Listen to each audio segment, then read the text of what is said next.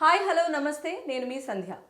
సినీ ఇండస్ట్రీకి సంబంధించి ఏ చిన్న విషయం బయటకు వచ్చినా అది సంచలన విషయమే అవుతుంది. సినిమా స్టార్టింగ్ దగ్గర నుంచి సినిమా రిలీజ్ వరకు, ఆ తర్వాత సాధించిన కలెక్షన్ల వరకు ప్రతిదీ కూడా పబ్లిక్లో నడుస్తున్నటువంటి ఇంట్రెస్ట్ని, క్యూరియాసిటీని పెంచేటువంటి అంశాలే.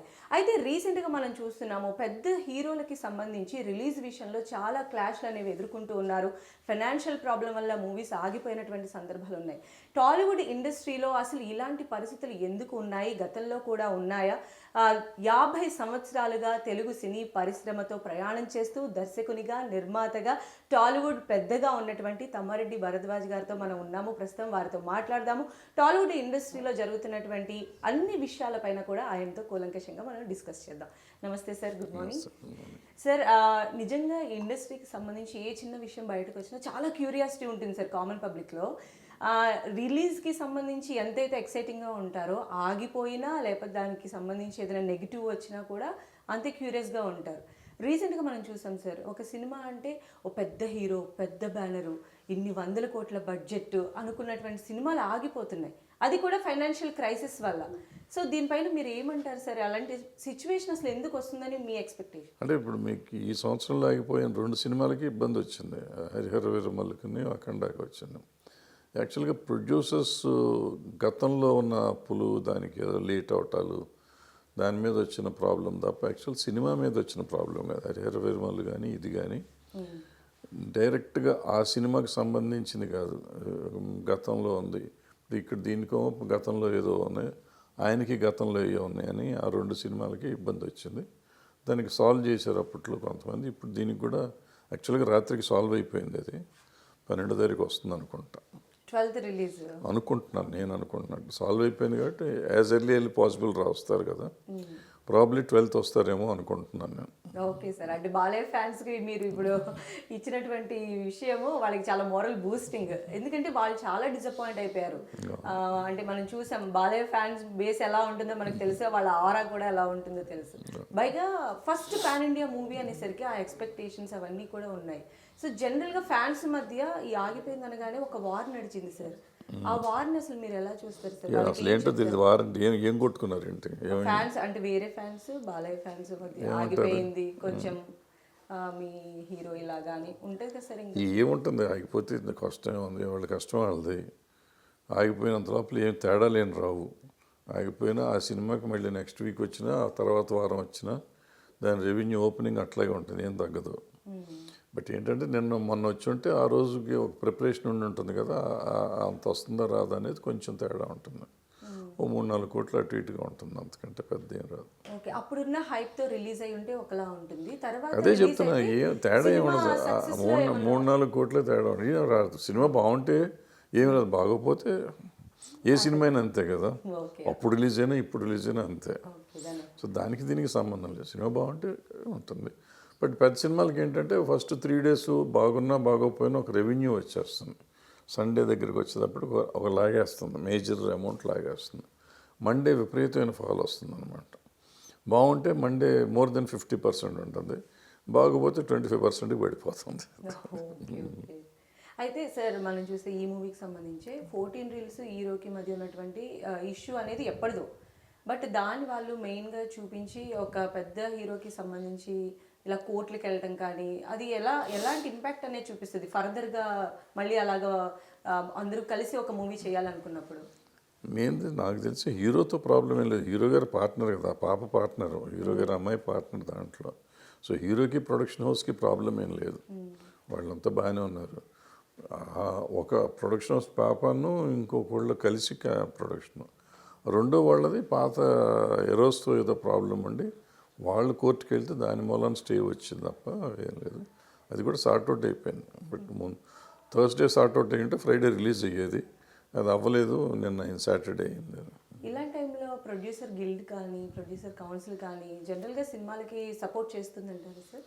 ఇది చేస్తారు కానీ ఇది కోర్టులో ఉన్న మ్యాటర్ నేను చేయలేను. కోర్టులో లేకపోతే జనరల్గా మన కోర్టుకు వెళ్ళకుండా కోర్టుకు వెళ్ళకుండా జనరల్ చాలా కేసులు మనం చేస్తాం, ఛాంబర్లో చేస్తాం. ఛాంబర్లో రెగ్యులర్గా ప్రొడ్యూసర్ కౌన్సిల్లో కానీ ఛాంబర్లో కానీ ఆల్మోస్ట్ ఒక 30-40% ఫిలిమ్స్కి ఎక్కువ ఉంటుంది, బయటికి రావు కానీ సెటిల్మెంట్స్ ఉంటాయి అక్కడ. ఓకే, అయితే హీరోకి తెలియకుండా, ఇప్పుడు హీరోకి తెలియకుండా ఒక సినిమా స్టార్ట్ అయిపోవడము, రిలీజ్ టైంలో ఇలాంటి క్లాష్ రావడము, ఎలా చూడొచ్చు సార్ దీన్ని అసలు ఈ పరిణామాన్ని? తెలియకుండా ఏముంటుంది, తెలుసో తెలీదో అనవసరం, తెలియాల్సిన అవసరం కూడా లేదు. ఇప్పుడు రెగ్యులర్ ప్రొడక్షన్ హౌస్ అది, దానికి ఏమున్నాయి ఎట్ట తెలుస్తుంది అని. సినిమాలు తీసిన వాళ్ళు పెద్ద పెద్ద సినిమాలు తీశారు వాళ్ళు, వాళ్ళకి అప్పులు ఉన్నాయా లేవు అని తెలీదు. ఉన్న కోర్టుకి వెళ్తారని ఎట్లా అనుకుంటారు, అనుకోరు.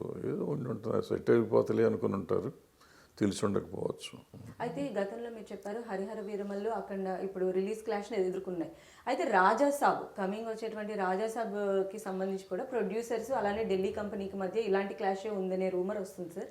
మీ దృష్టికి ఎప్పుడైనా ఈ కేసు వచ్చిందా? దీనికి సంబంధించి ఏమన్నా? సోషల్ మీడియాలో ఇప్పుడు నాకు అంత బెవర్స్గా నేను లేను. అఖండ ఆగిపోయిందా, హరిహర మిల్ ఆగిపోయిందా, లేకపోతే రాజాసాబ్ వస్తుందా రాదా, దీనివల్ల నాకైతే ఏం లాభం లేదు, నష్టం లేదు. అది వచ్చిన లాభం లేదు, పోయినా నష్టం లేదు. అంత ఖాళీగా కూర్చుని ఇవన్నీ చూసుకుంటూ కూర్చోవటం లేదు. లేకపోతే వాళ్ళ ప్రొడ్యూసర్ని, వాళ్ళకి ఆల్రెడీ ప్రాబ్లమ్స్ ఉన్నాయి, వాళ్ళంతా నా ఫ్రెండ్సే. వాళ్ళకి ఫోన్ చేసి ఏమయ్యా నీ సమస్య ఏంటని అడగాల్సిన అవసరం లేదు. అనవసరంగా దెబ్బ మీద ఉప్పు రాయటం, కారం రాయటం అంటే అలా కాదు కదా సార్, మీరు ఇండస్ట్రీ పెద్దగా ఏం ఉన్నారు, చాలా అవసరం. నేను పెద్ద లేదు, వంకేం లేదు, అటువంటిది ఏం లేదు. నేను ఇండస్ట్రీలో ఉన్నాను 50 ఏళ్ళ నుంచి చెప్పొచ్చు ఉన్నాను. మీరు, లేదంటే ఏదైనా వాళ్ళు అడిగితే చెప్తాము.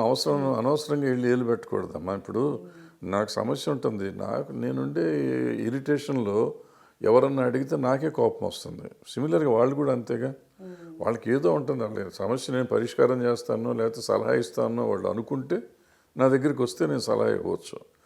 లేకుండా నేను ఫోన్ చేసి ఏమయ్యా నీకు సమస్య ఉందంటగా నేను రానా అంటే అవతలకి కోపం వచ్చిందని తిట్టిన తిడతారు.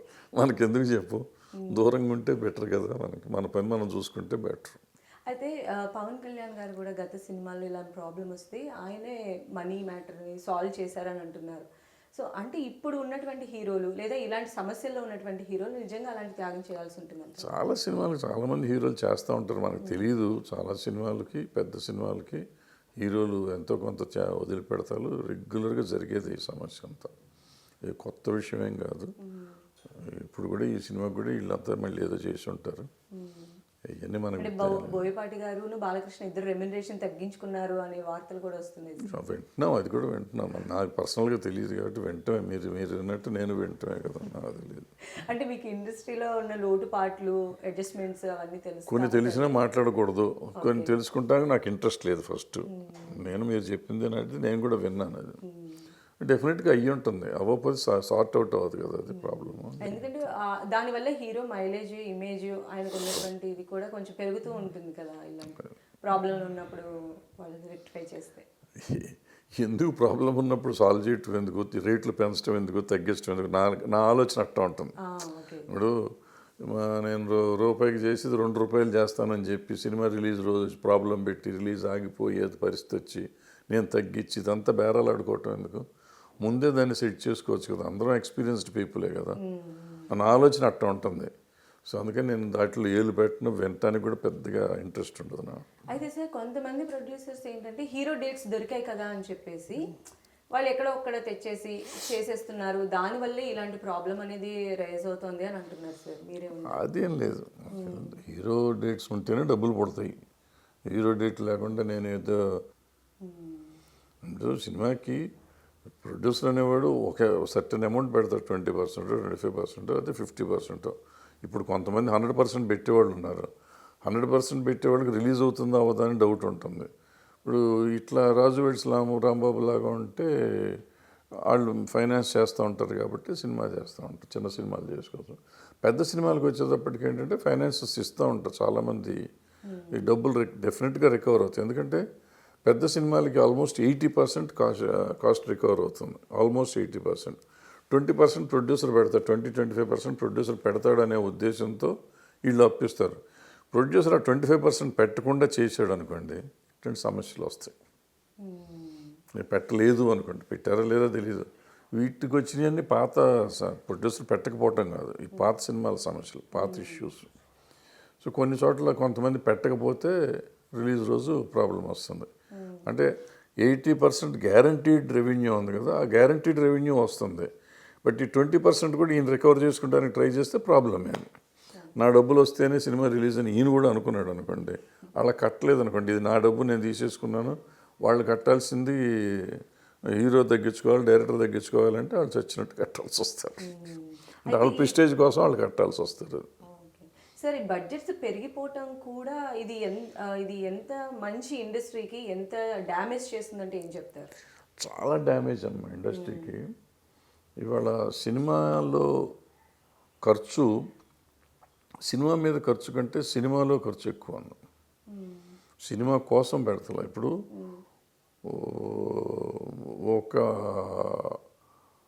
నేను ఈ మధ్య ఒక షూటింగ్ చూసా, ఇద్దరే ఆర్టిస్టులు, చిన్న ఆర్టిస్టులు. అక్కడ నాకు దగ్గర దగ్గర 30 కార్లు, 4 కార్వాన్లు. అంటే ఆ షూటింగ్ మేము చేసే రోజుల్లో 3 కార్లతో ఆ సినిమా చేసేవాళ్ళం. 3 కార్లు, ఒక అవుట్డోర్ యూనిట్ వ్యాన్ పెట్టుకుంటే చాలా ఎక్కువ అనమాట. ఇవాళ అలాంటి షూటింగ్కి ఇవాళ ఒక 30 కార్లు, 4 వ్యాన్లు, 4 కార్వాన్లు ఈ టైప్లో ఉంటుంది. అంటే అసలు రోడ్డు పట్టని పరిస్థితి. అంతకుముందు అది గెరిల్లా షూటింగ్ లాగా చేశారు. ఎవరు షూటింగ్ జరిగింది కూడా తెలిసేది కాదనమాట. సో ఇది వేస్ట్ నా లెక్కలో. సినిమాకే ఇప్పుడు అదే రాజు వెడ్స్ రాంబాబు అని ఇందాక అనుకున్నామే, వాళ్ళు చేసినట్టు చేసుకుంటే మీకు ఆ సినిమా ఏ సినిమా అయినా అంతే అవుతుంది. అంతకంటే ఒక 10 కోట్లు ఎక్కువ అవుతుంది అనుకోండి. బట్ ఇప్పుడు అది కాదు. మొత్తం ఈ హంగామాలు ఎక్కువైపోయినాయి. నన్ను పెట్టుకున్నారనుకోండి, నాకు ఒక డ్రైవరు, నాకు ఒక అసిస్టెంటు, నాకు ఒక మేకప్ అసిస్టెంటు, నాకు ఒక మేకప్ మ్యాను, వీళ్ళందరూ కావాలి నాకు. నా ముఖం అసలు ఎవరన్నా చూస్తాడో చూడడం అనేది నాకు తెలీదు. చూస్తారని కూడా నేను అనుకోను. కానీ నాకు వీళ్ళంతా కావాలి. నన్ను ఎవరు వచ్చి అడిగారు కదా, అడిగితే నా డబ్బులు కాకుండా వీళ్ళందరికీ డబ్బులు ఇప్పిస్తూ వీళ్ళని పెట్టాలి. వీళ్ళందరికీ తలా ఒక కారు, నాకు ఒక కారు. ఎంత అయింది ఇదంతా? ఇది ఎవరి సినిమా మీద ఖర్చా కాదుగా. నేను ఒక్కడనే ఆర్టిస్ట్ని, పెర్ఫామ్ చేసేది నేను. కంపెనీకి మేకప్ ఆర్టిస్ట్ ఉంటాడు, కంపెనీకి కాస్ట్యూమ్ డిజైనర్ ఉంటారు, కాస్ట్యూమర్ ఉంటాడు. కాస్ట్యూమ్ డిజైనర్ కూడా అక్కర్లేదు నా లెక్కలో, కాస్ట్యూమర్ చాలు. ఇంతకుముందు కాస్ట్యూమరే చేసేవారు.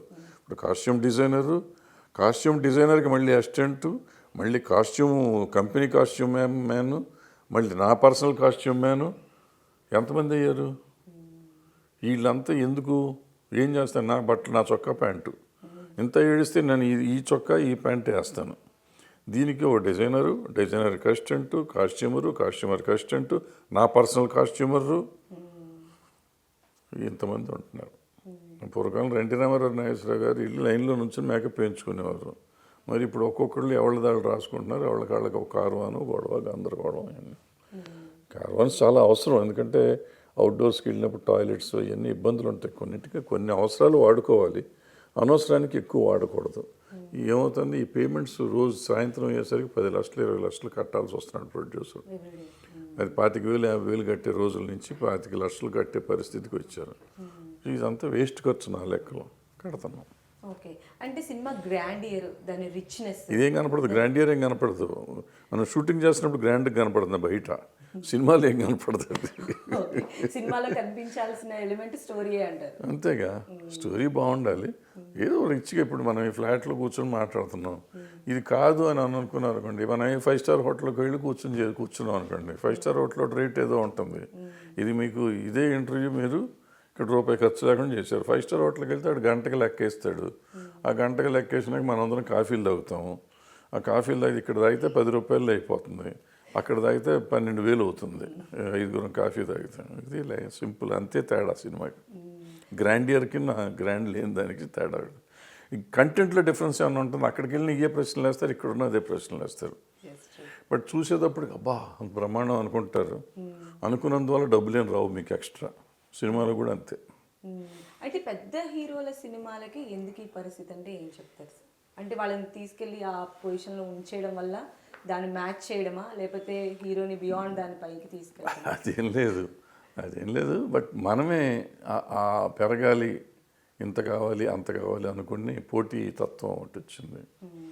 సో ఇప్పుడు బాహుబలి వచ్చిన కాడి నుంచి మనకి తేడా వచ్చింది. బిఫోర్ బాహుబలి, ఆఫ్టర్ బాహుబలి అయిపోయాం మనం. బిఫోర్ బాహుబలి ఏంటంటే నా లెక్కలో 30 కోట్లు దాటితే ఎక్కువ, 100 కోట్లు వస్తే ఎక్కువ అనే పరిస్థితిలో ఉండేవాళ్ళం. ఫస్ట్ సినిమా 100 కోట్లు చేసింది, రెండో సినిమా 1,200 కోట్లు చేసరికి అసలు తెలుగు సినిమా ఇంత చేస్తుంది అనేది ఎవరు ఊహించలేదు. బట్ ఫార్చునేట్లీ ఏంటంటే అది మనకి హిందీలో డబ్బింగ్ చేస్తే డబ్బింగ్ ఎక్కువ చేసింది, ఓవర్సీస్ ఎక్కువ చేసింది. దానికని మనకు డబ్బు ఎక్కువ కనపడింది. తెలుగు సినిమా ఎంత చేసింది అనేది మన లెక్క ఎవరు తీసుకోవట్లేదు. తెలుగు సినిమా 200-300 కోట్ల మధ్య ఉంది. అది లెక్క తీసుకోకుండా 1200 కోట్లు అని వెళ్ళిపోయారు. మళ్ళీ త్రిబుల్ ఆర్ వచ్చింది, మళ్ళీ పుష్ప వచ్చింది, లేకపోతే వేరే ప్రభాస్ గారి సినిమాలు ఇంకా కొన్ని సినిమాలు వచ్చినాయి. ఇవన్నీ 1000 కోట్లు దాటినాయి. 1000 కోట్లు ఎక్కడ దాటినాయి? హిందీలో కూడా దాటినాయి, హిందీ కలిపితే దాటినాయి. తెలుగు ఎంత చేసింది? ఎక్కడ 300 కోట్లు దాటలే ఇంతవరకు. సో ఆ లెక్కన ఎవరు తీసుకోవట్లేదు. ఆ లెక్కన కదా మనం క్యాలిక్యులేట్ చేసేయాల్సింది. 1200 కోట్లు లెక్క వేసుకుని మనం డబ్బులు పెంచుకుంటూ పోతున్నాం.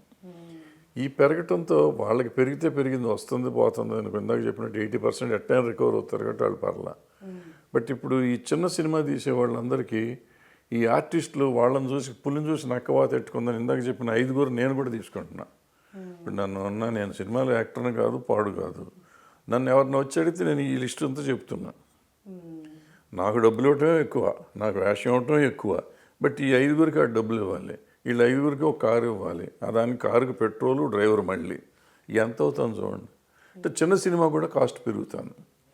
ఇదంతా వేస్ట్ ఎక్స్పెండిచర్. నేను అనేది ఇంతకుముందు స్కూటర్ మీద వెళ్ళిపోయేవాడిని. నేను వేషం ఇచ్చిన సినిమా డైరెక్షన్ చేసిన, ఇవాళ డైరెక్షన్ అయినా స్కూటర్ అయినా వెళ్ళట్లేదు. మొత్తం నాకు ఒక స్టాఫ్ని మెయింటైన్ చేస్తున్నాం. అది తేడా. ఓకే.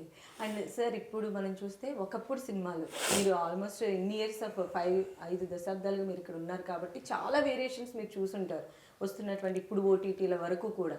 అంటే ఒకప్పుడు మంచి సినిమా అంటే అరే రామారావు గారు ఉన్నారు, లేకపోతే ఈయన డైరెక్టరు, ఇట్లా ఉండేది. ఇప్పుడు ఏంటంటే 100 బడ్జెట్ పెడుతున్నారు, ఇదే మంచి సినిమా అనే ప్రొజెక్షన్లోకి ఎందుకు సార్ వెళ్తుంది? లేదు, అది మీరు తప్పు చెప్తున్నారు. మంచి సినిమా అనేది అట్లా అనుకుంటే మొన్న వచ్చిన లిటిల్ హార్ట్స్ కానీ ఇవాళ వచ్చిన రాజు వెడ్స్ రాంబాయ్ కానీ అది బాగా ఆడుతున్నాయి కదా, 2 బ్రహ్మాండంగా ఆడినాయి.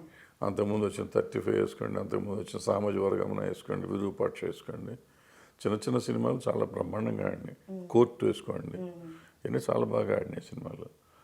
బట్ అయ్యి మంచి సినిమాలు. ఇప్పుడు డబ్బులు వచ్చిన సినిమా అంతా మంచి సినిమా అంటే నేను ఒప్పుకోను.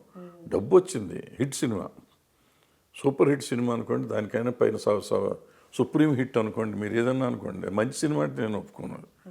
కొన్ని ఉండొచ్చు మంచి సినిమాలు, బట్ నాకు తెలిసి మంచి సినిమా సూపర్ హిట్ అయిన సినిమాలు తక్కువ ఉన్నాయి. బట్ ఇవన్నీ సూపర్ హిట్లే, కోర్టు ఇవన్నీ సూపర్ హిట్లే, అవి పెద్ద మంచి సినిమాలు. అయితే చిన్న సినిమాలని కూడా పెద్ద నిర్మాణ సంస్థలు ఎంకరేజ్ చేస్తున్నారు కదా సార్, ఇది ఇంకాస్త పుంజుకుంటే బాగుంటుంది అనుకుంటున్నారా? ఈ ఒరవడి అనేది పుంజుకుంటే బాగుంటుంది, కానీ దీన్ని ఇట్ట చెడగొట్టేదట్టు చేయకూడదు. పెద్ద ప్రొడక్షన్ హౌసెస్ ఏమవుతుందంటే వాళ్ళకి అలవాటు అయిపోయింది ఆ పెద్ద సినిమాలు 1000 కోట్ల సినిమాలు చేసి, ఈ చిన్న సినిమాని కూడా 1000 కోట్లకు తీసుకెళ్తే ఇప్పుడు వేరే వాళ్ళు ఇప్పుడు ఈ పెద్ద సినిమా చేసినట్టు ఈ రాజు వెడ్స్ రాంబాబు చేసి ఉంటే ఆ కాస్ట్కి అయ్యేది కాదు. ఆ కాస్ట్కి అవ్వకపోతే ఆ ప్రొడ్యూసర్ తీయగలిగేవాడు కాదు. ఆ కాస్ట్కి అవుతుంది కాబట్టి ఈటీవీ వాళ్ళు అంత ఇస్తున్నారు కాబట్టి ఆయన చేయగలిగారు. అది ఇప్పుడు ఒక సర్టన్ ఎక్స్ అమౌంట్కి ఆయన కాంట్రాక్ట్ చేశారు. X amount plus Y amount కూడా నేను పెట్టి తీయాలి, పెద్ద సినిమా చేద్దాం అని అనుకున్నాను అనుకోండి. పెద్ద సినిమా వాళ్ళు వీళ్ళు ఏంటంటే మరి అలా చేస్తారు. అట్లా వీళ్ళు చేయలే, వీళ్ళు ఎక్స్ అమౌంట్కి తీశారు. ఎక్స్ అమౌంట్లో కూడా వాళ్ళ షేర్ ప్రాఫిట్ ఉంటుంది కొంత. సో దానికే కంప్లీట్ చేశారు ఆ సినిమాని. ఈ మీరు చెప్పే పెద్ద సినిమా కంపెనీలు చేస్తే ఎక్స్ ప్లస్ వైకి చేస్తారు. అంటే అది 2 కోట్లు 3 కోట్లు అయితే ఇది 10 కోట్లకు తీస్తారు వీళ్ళు. సో 7 కోట్లు ఇప్పుడు ఇచ్చే ప్రాఫిట్ 7 కోట్లు, ఆ 7 కోట్లు పోతుందిగా, పోయినట్టే. అప్పుడు 10 చేస్తుంది, 7 పోయినట్టే కదా, ప్రాఫిట్ పోయింది. అండ్ ఇప్పుడు సినిమాల్లో అంటే మనకి ఉండేటువంటి పాత్ర, వాటి కథ కథనంతో పాటుగా సీజీ వర్క్స్ అనేది బాగా హైలైట్ అయిపోతున్నాయి సార్. వాటి కోసమే సినిమాలు రిలీజ్ డేట్లను కూడా పోస్ట్పోన్ ఇయర్స్గా పోస్ట్పోన్ జరుగుతూ ఉన్నది. సో దీనిపైన మీరేమంటారు? అదేం లేదు, పోస్ట్పోన్ అంటే కొన్నింటికి సీజీలు కావాలి కాబట్టి చేస్తారు.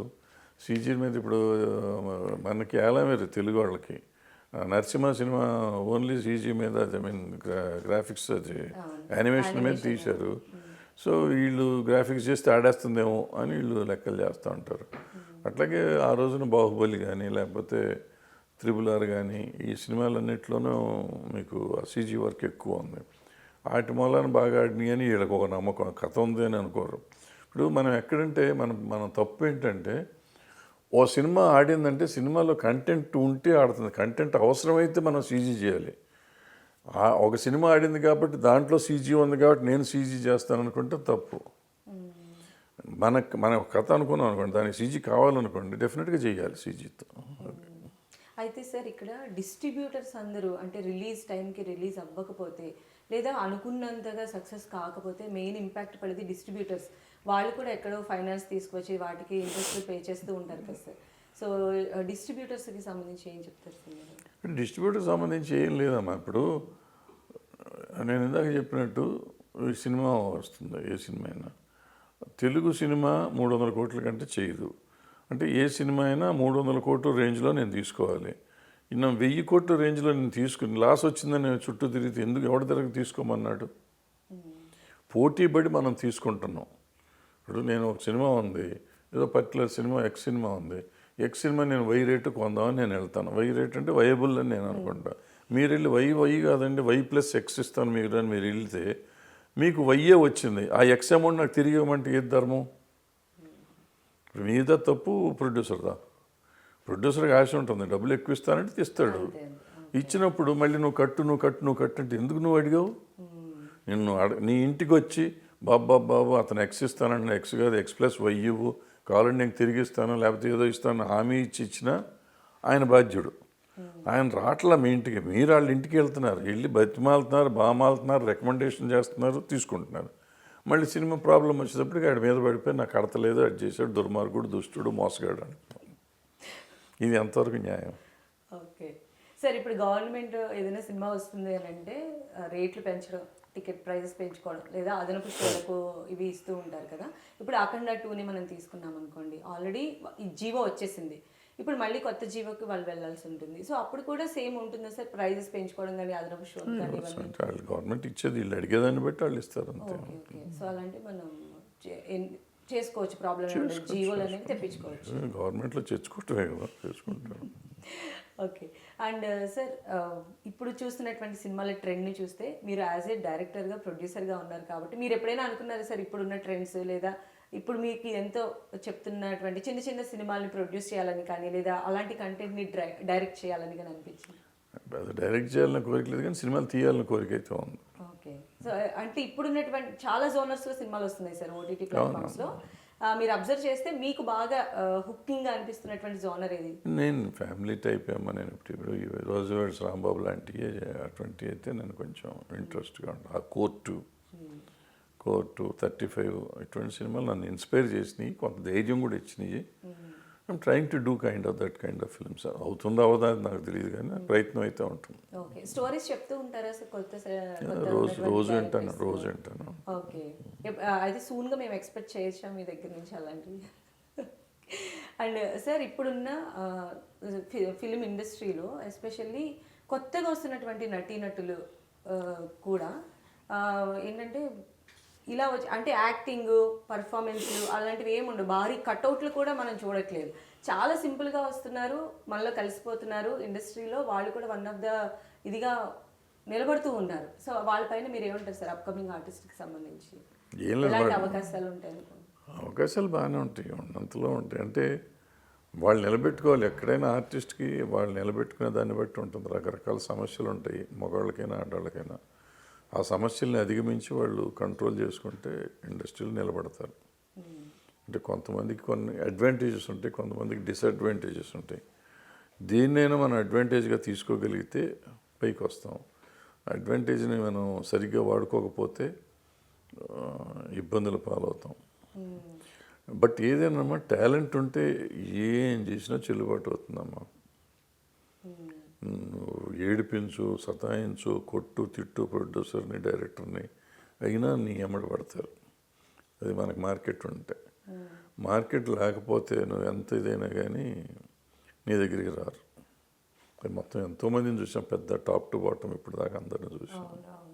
అంటే ఈ మధ్య కొన్ని సినిమాలు హిట్ అయిన వెంటనే వాళ్ళందరూ కూడా వేరేలాగా మాట్లాడడం, బిహేవియర్స్ ఇష్యూస్, వాళ్ళకి మధ్య జరుగుతున్నటువంటి క్లాష్లు ఇవన్నీ కూడా చూస్తూ ఉంటాం కదా సార్ ఇండస్ట్రీలో.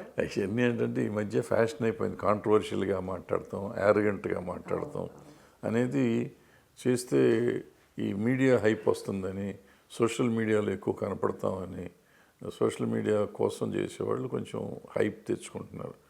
యారగెంట్గా మాట్లాడతాం లేకపోతే కాంట్రవర్షియల్గా మాట్లాడతాం అనేది చేస్తున్నారు. అది వాళ్ళ స్టైలు. ప్రాబ్లీ వాళ్ళు రైట్, ఎందుకంటే వాళ్ళు సక్సెస్ఫుల్ పీపుల్ ఇవాళ, వాళ్ళని గురించి మనం కామెంట్ చేసే హక్కు మనకు లేదు. అండ్ ఇండస్ట్రీలో ఎప్పుడు ఈ మధ్య కాలంలో ఎక్కువ హాట్ టాపిక్ అయ్యేది పెద్ద నిర్మాత, చిన్న నిర్మాత. అంటే ఈ డిఫరెన్షియేషన్ ఎప్పుడు ఇలానే ఉంటుంది అనుకోవచ్చు. ఏం పెద్ద నిర్మాత, ఏం చిన్న నిర్మాత? పెద్ద సినిమాలు రెండు ఆగిపోయినాయి కనపడుతున్నాయి, వాళ్ళు ఇంక పెద్ద నిర్మాత ఏంటి? చిన్న సినిమాలు రిలీజ్ అవుతున్నాయి. సో ఎవరైనా నిర్మాతే. నిర్మాతకి చిన్నవాడికైనా పెద్దవాడికైనా కష్టం ఒకటే, ఫైనాన్స్. ఈ ఫైనాన్షియల్ ప్రాబ్లం ఉన్నవాడు ఉంటుంది. ఇవాళ ఈ చిన్న సినిమాలు తీశారు, 2 హిట్లు అయినాయి, వాళ్ళు వాళ్ళ ఐటీ ఉంది కాబట్టి వాళ్ళు చేశారు, రేపు వాళ్ళు సొంతంగా చేస్తారు, వాళ్ళు పెద్ద నిర్మాతలు అయిపోతారు. ఈ సోకాళ్ళు పెద్ద నిర్మాతలంతా చిన్న సినిమాలు తీసి పెద్ద సినిమాలు తీసిన వాళ్ళే కదా. సో ఎవడైనా ప్రొడక్షన్ అర్థమయ్యేదాకానే నిర్మాత, ప్రొడక్షన్ అర్థమైన ప్రతివాడు పెద్ద నిర్మాత. అయితే ఇండస్ట్రీలో వచ్చేటువంటి ప్రాబ్లమ్స్ ఇప్పుడు ఇలాంటి పెద్ద సినిమాలకు వచ్చినా చిన్న సినిమాలకు వచ్చినా జనరల్గా ఇండస్ట్రీ పెద్దలుగా ఉన్న మీలాంటి వాళ్ళు ఎలాంటి సజెషన్స్ అవి ఇస్తూ ఉంటారు సార్ సమస్య నుంచి? నాకు ఛాంబర్ చూసుకుంటుందా, మనకేం సంబంధం లేదు. ఛాంబర్ చూస్తుంది. కొంతమంది ఉన్నారు ఇండస్ట్రీలో, నేను బాగున్న రోజుల్లో నేను కూడా సెటిల్మెంట్ చేసినవి ఉన్నాయి. ఇప్పుడు పెద్దవాళ్ళు చాలామంది ఉన్నారు కదా, వాళ్ళు సెటిల్ చేస్తారు. సో బయటికి రావు ఇవన్నీ. అంటే మ్యూచువల్గా జరిగేది. ఒకళ్ళని హ్యూమిలియేట్ చేయటప్పుడు, నేను పలానా వాళ్ళకి ఇప్పుడు మీకు సమస్య వచ్చింది, మీ సమస్యను నేను పరిష్కరించి దాన్ని టీవీలో నేను చెప్పి అమ్మాయి నా దగ్గరికి వచ్చింది, నేను చేశాను, నేను డబ్బా కొట్టుకోవటం తప్ప అవసరమైంది మిమ్మల్ని హ్యూమిలియేట్ చేయటం తప్ప మీకు సమస్య వచ్చిందనేది ఎందుకు తెలియాలి జనానికి? అసలు ఏమి ఇంట్రెస్ట్ జనానికి? ఊరికి మనం అలర్ చేయటం తప్ప. సో ఆ ఇంట్రెస్ట్ లేని పనులను మనం బయటికి పెట్టాం. అందుకే చాలామంది చెప్పరు బయటికి ఏం జరుగుతుంది. అలానే సార్ ఇప్పుడు మీరు ఏదైనా సినిమాల కోసం ఇంట్రెస్టింగ్గా ఎదురు చూస్తూ ఉన్నారు, ఎందుకంటే ఇప్పుడు సంక్రాంతి బరిలో కూడా చాలా పెద్ద సినిమాలు ఉన్నాయి. సో చిరంజీవి గారు కావచ్చు, ఇప్పుడు వచ్చే అఖండ 2 బాలకృష్ణ గారు కావచ్చు, అలా ఏదైనా మీకు ఉంటుందా సార్ పర్సనల్ టేస్ట్, మీ పర్సనల్ టేస్ట్? అంటే నిజంగా చెప్పాలంటే నాకేం లేదమ్మా, టేస్ట్ ఉంది. నాకు ఏ సినిమా ఏంటి అనేది రిలీజ్ అయ్యి ఆడతా అంటే వెళ్ళి చూద్దామని తప్ప అక్కడ సినిమాల మీద నిజంగా చచ్చిపోయింది. ఇక్కడ ఆల్మోస్ట్ ఒకే రకమైన సినిమాలు, ఒకే రకమైన డైలాగులు, ఒకే రకమైన పాటలు, ఒకే రకమైన ఫైట్లు, ఇదే అద్భుతం అని అనుకునే వాళ్ళు అనుకుంటే వాళ్ళ అమాయకత్వాన్ని చూసి ఒక పక్కన నవ్వుకుంటూ సినిమాలు చూడటం. సక్సెస్ రేట్ పక్కన పెట్టండి. యాజ్ అన్ ఆడియన్ నాకు I'm not much satisfied with the films అన్నమాట. బట్ కోర్టు ఇటువంటివి చూసినప్పుడు ఒక ఇన్స్పైర్ అవుతూ ఉంటాం. అబ్బా నిరాసక్తి, ఏం తెలుగు సినిమా ఎట్ అయిపోయింది అనుకుంటున్నా కానీ సడన్గా ఒక ఊపు వస్తుంది, బూస్ట్ వస్తుంది, మనం కూడా తీయాలి అనుకుంటాము.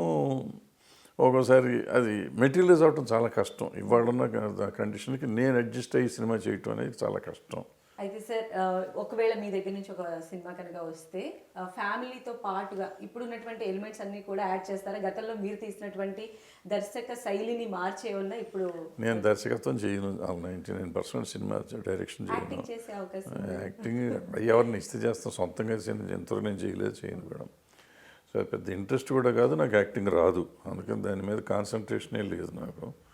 సినిమా తీయటం అంటారా, తీస్తాం. ఇప్పుడు ప్రతి డైరెక్టరు, ప్రతి ప్రొడ్యూసరు ఇవాళ దీనికి తగ్గట్టు, ట్రెండ్కి తగ్గట్టు అంటారు. నిజంగా ట్రెండ్ తీస్తే ఎవడో ఫ్లాప్ తీయడు, ఎవళ్ళకి తెలియదు ట్రెండ్. మాకు తెలుసుని మనం అనుకోవటం మన అమాయకత్వం.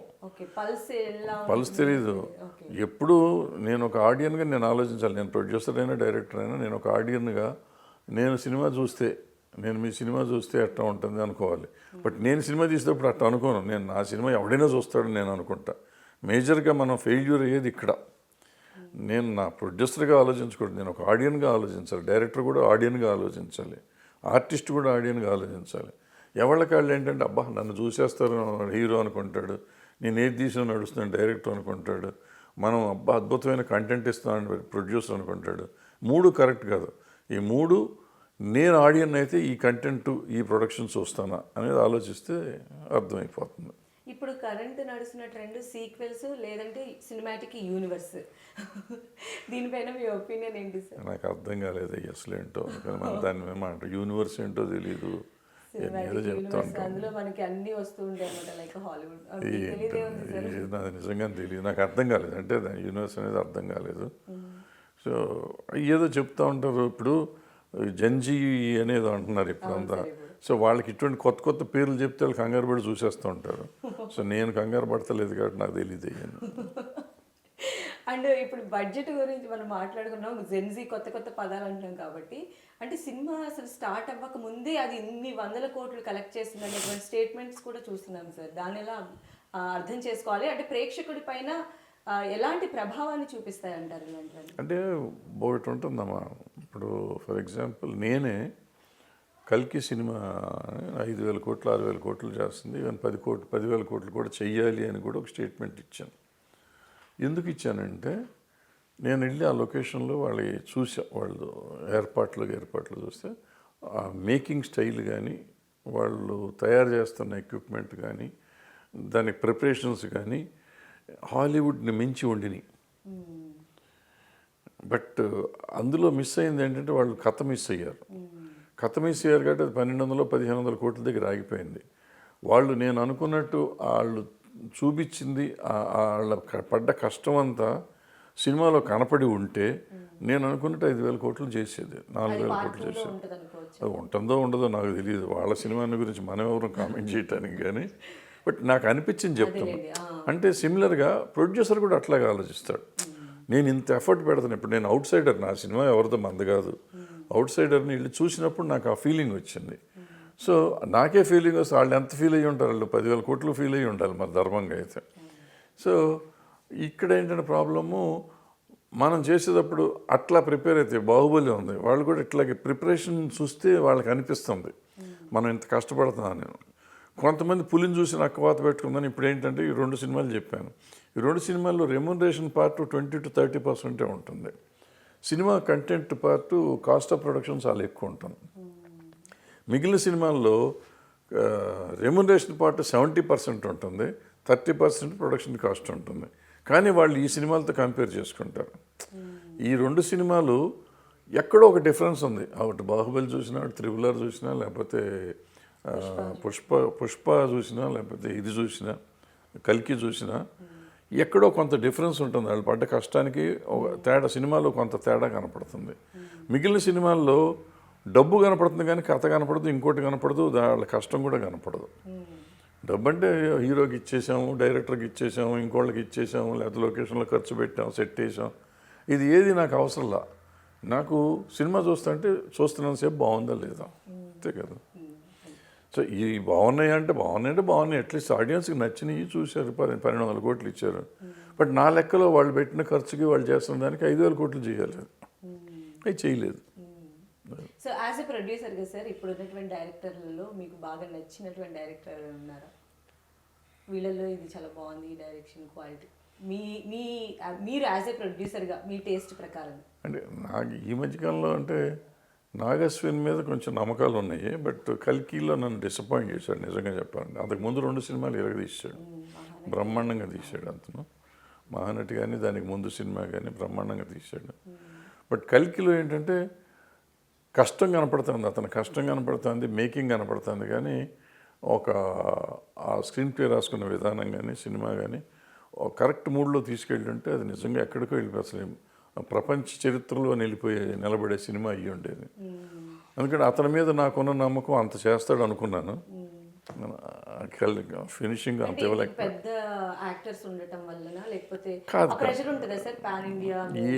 ఏముందో మనకు తెలియదు, వాళ్ళ కష్టం మనకి తెలుస్తుంది. కానీ బట్ ఏదో నేను అనుకున్న ఊహించింది నాకు ఊహించింది, నేను ఊహించడం నా తప్పు, వాళ్ళ తప్పు కాదు.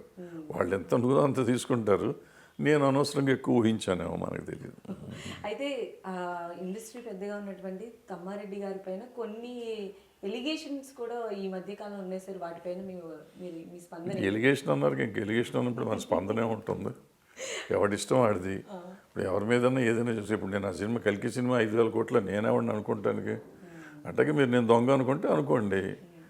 ఇప్పుడు నాకు మనస్సాక్షి ఉంటుంది, తప్పు చేయాల్సానా, ఒప్పు చేసాను, తప్పు చేస్తే గిల్ట్ సెట్ చేయండి, తప్పు చేయలేదంటే లేదు. సో అది ఏం ప్రాబ్లం లేదు. అంటే ప్రతి మనిషికి ఈ ఒక శత్రువులు ఉంటారు, మిత్రులు ఉంటారు. అది ఇష్టం ఉన్నవాళ్ళు ఉంటారు, ఇష్టం లేని వాళ్ళు ఉంటారు. ఒక్కొక్కరు ఒక్కో రకంగా మాట్లాడుతూ ఉంటారు. మాట్లాడిన దానికల్లా మనం బాధపడాల్సిన అవసరం లేదు, పట్టించుకోవాల్సిన అవసరం లేదు, అన్లెస్ మనం తప్పు చేస్తే. సో ఇప్పుడు ఓవరాల్గా ఇండస్ట్రీలో ఉన్నటువంటి సిచ్యువేషన్స్ అన్నీ కూడా మా అందరికీ చాలా చక్కగా ఎక్స్ప్లెయిన్ చేశారు సార్. అంటే పెద్ద సినిమా చిన్న సినిమా అని కాదు, కంటెంట్ ఉన్న సినిమాని ప్రేక్షకులు ఎప్పటికీ ఆదరిస్తారు, దానికి సంబంధించి కాసులు కురిపిస్తారు అన్నది మీరు ఫైనల్గా మా అందరికీ మరోసారి ఎక్స్ప్లెయిన్ చేశారు. Thank you so much sir, మీరు ఇంత టైం మాతో కేటాయించి ఈ విషయాలన్నీ మాతో షేర్ చేసుకున్నందుకు thank you so much. So ఇదండి తమ్మారెడ్డి భరద్వాజ్ గారితో స్పెషల్ ఇంటర్వ్యూ. చూస్తూనే ఉండండి 10 TV.